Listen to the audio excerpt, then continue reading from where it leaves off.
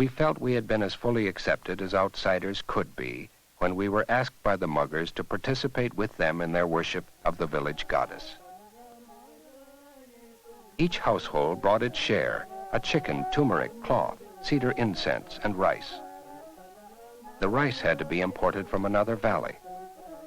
The goddess was represented by stones tied with string.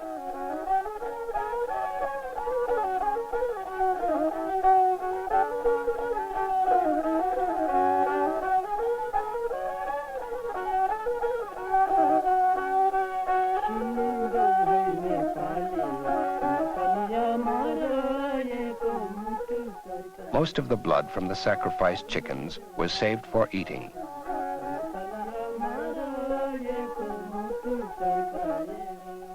To honor the goddess, feathers from each chicken were placed beside the stones or tied to the tree.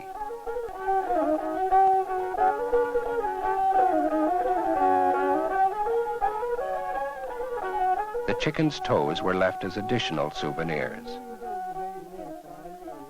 The chickens were plucked and singed at the place of sacrifice.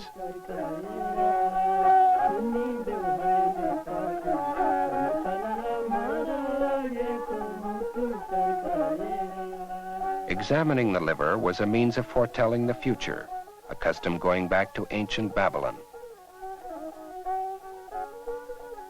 As a symbol of participation and hope for good fortune, the headman gave everyone a tika of chicken blood and rice.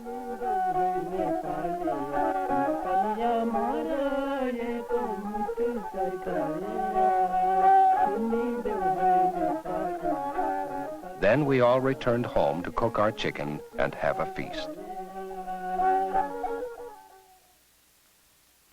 When we had gathered materials for a comparison between this village and the first one, the tent had to come down and we had to leave for home.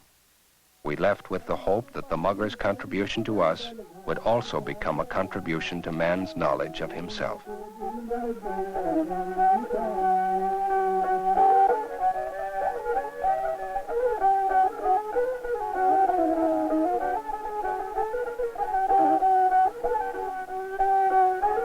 Good